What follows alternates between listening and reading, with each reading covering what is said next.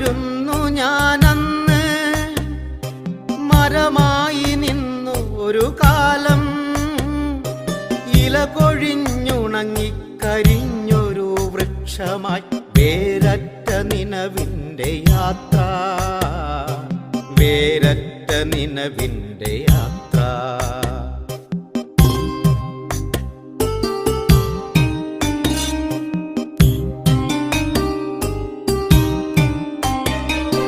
മോഹിച്ചു ഞാനൊരു സ്വപ്നം, ഏറെ ഞാൻ ആശിച്ച മോഹം.